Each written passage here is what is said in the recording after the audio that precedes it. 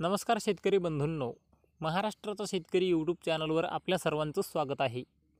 शेतकरी बंधूंनो, हरभरा हे एक असं पीक आहे की ज्या पिकावर सुरुवातीपासूनच वेगवेगळ्या प्रकारच्या अळ्यांचा प्रादुर्भाव होतो।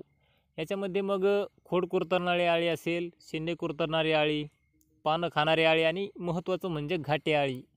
तर अशा काही वेगवेगळ्या प्रकारच्या अळ्या हरभऱ्याच्या पिकावर आढळून येत असतात आणि याच्यावर वेगवेगळ्या फवारण्या शेतकऱ्यांना घेऊन या अळ्यांचं नियंत्रण करणं गरजेचं असतं।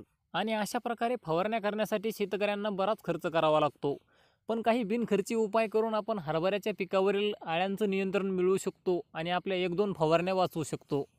आणि शेतकरी बंधूंनो, हे जे उपाय आहेत हे प्रत्येक शेतकऱ्यांना करण्याजोगे अगदी सोपे उपाय आहेत आणि कसलाही खर्च न करता म्हणजेच बिनखर्ची आहेत। तर प्रत्येक शेतकरी हे उपाय करू शकतात आणि आपल्या 1-2 फवारण्या नक्कीच वाचू शकतात। तर शेतकरी बंधूंनो, हे उपाय काय आहेत हे जाणून घेण्यासाठी व्हिडिओ शेवटपर्यंत बघा। व्हिडिओ आवडल्यास व्हिडिओला लाईक करा, जास्तीत जास्त शेतकऱ्यांना शेअर करा आणि जे कोणी शेतकरी आपल्या चॅनलवर नवीन आहेत अशा शेतकऱ्यांनी चॅनल सबस्क्राईब करून समोर येणारं बेल आयकॉनसुद्धा नक्की दाबा। तर शेतकरी बंधूंनो, हरभऱ्याच्या पिकावरील अळ्यांचं नियंत्रण करण्यासाठी आपला सर्वात पहिला उपाय म्हणजे ज्यावेळी आपण हरभऱ्याच्या बियाण्याची पेरणी करतो तर त्या बियाण्यामध्ये जर आपण मुठभर बियाणं टाकलं आणि त्याची पेरणी जर केली, सर्व शेतामध्ये विखरून ते झाडं उगतील आणि हे हरभऱ्याच्या पिकाच्या वर जातील।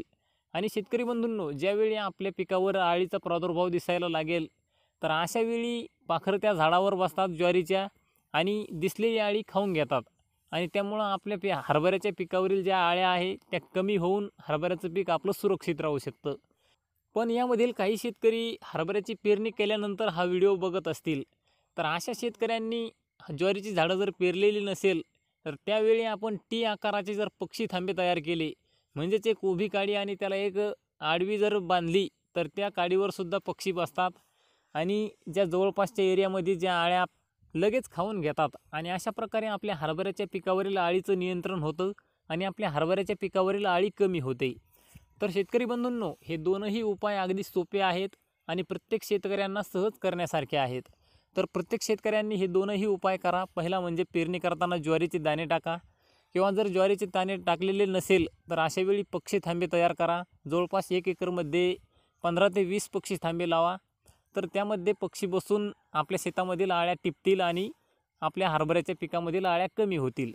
आणि शेतकरी बंधूंनो, आपण जे पक्षी थांबे उभारलेत किंवा मग आपण ज्वारीचे झाडं जे टाकलेत तर या झाडावर जास्तीत जास्त पक्षी आकर्षित व्हावे याच्यासाठी जर आपल्या हरभऱ्याच्या पिकावर जास्त प्रमाणात अळीचा प्रादुर्भाव दिसून येत असेल, अशा वेळी जर आपण जो भात आहे म्हणजे तांदूळ जर शिजवून आणले आणि ज्या ठिकाणी आपल्या शेतामध्ये मोकळी जागा आहे, नमस्कार दोस्तों, जर आपण तो आपका मेरे यूट्यूब चैनल पर स्वागत है। अशा वेळी भरपूर पक्षी दोस्तों, इस वीडियो को पूरा देखें और लाइक जरूर करें।